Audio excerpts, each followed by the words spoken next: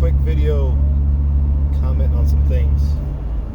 A lot of good recent videos from Hoople's Cat there, and Wes S did a good one here this morning, or I guess it was yesterday. I saw it this morning, whichever. But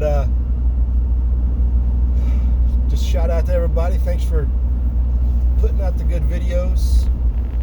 But I wanted to comment and get people thinking. Everybody's pointing the finger. Everybody want to play the blame game with this Wuhan. Some people are blaming China. People want to blame the U.S. People are too busy blaming to take action and actually do something to mitigate their exposure or mitigate their potential infection.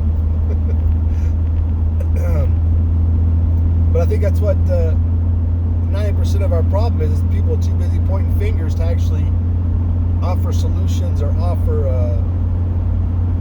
strategies to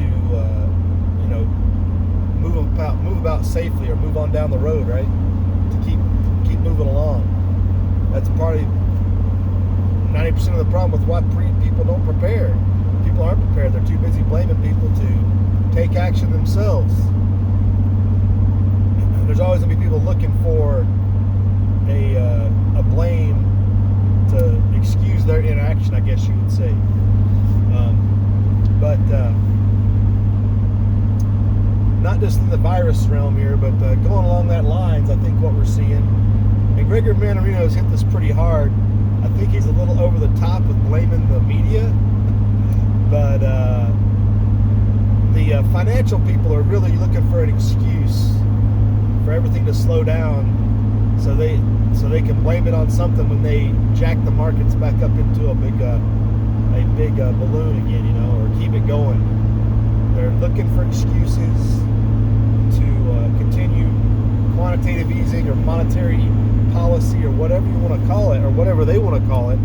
They are just using this virus in that same respect, and people just need to keep an eye out, and I think what we really need to look at is whether this virus that causes a big economic slowdown or recession or depression or whatever they're going to call it,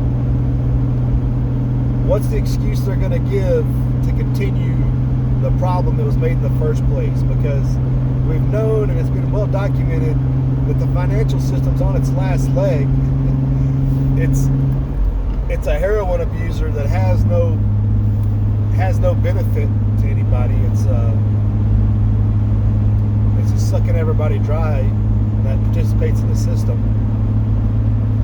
I mean, the Fed and the banks are like a codependent heroin abuser, right? They want you to feed them a little bit so they can get by. They want you to, give them a job so they can, quit on you the next day and just get enough money to go get another hit or whatever. And it's just going to continue on until we're all broke and homeless and out on the street, and they're looking at us like we did something wrong. I think that's the best comparison I can make.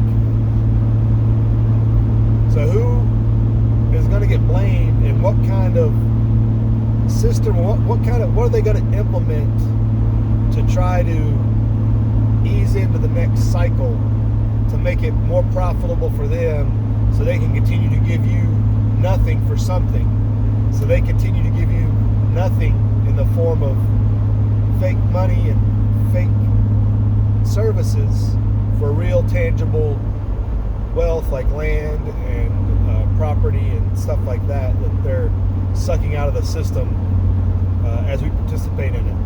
And the digitalization of everything, I think, is the next phase.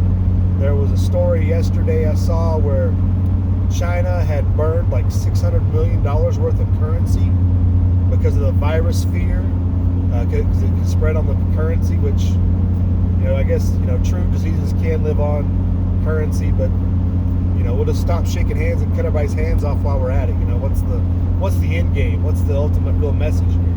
And they want to get rid of hard cash, because hard cash isn't in their system. Hard cash evades their system of inflation. It doesn't avoid inflation necessarily, but it definitely avoids the taxes and the other things that they try to get you sucked into, and it's not accountable. They can't hold and freeze your cash when they want. They can't play games with it. Once everything goes electronic, they can seize it all up at a moment's notice and nothing can move. No economic activity can happen, and that's what they want. Ultimate control, so they don't have to go down with the ship. They don't want to go down with the ship. So how do we say no when they want to implement that? Because we're going to be shouting it from the rooftops, right? Don't go electronic currency. It's not benefiting you. It's only for the bankers, right? Is that what we're going to use this virus as an excuse to do? Partially, at least. Partially up to this point. At least in one section of China. It is their end game, though, it would seem, to seize ultimate control. So just something to think about, folks. Watch out who's playing the blame game and who's pointing fingers at who and what their solutions are, or their lack of solutions, I guess you would say. Y'all have a good day. Live free.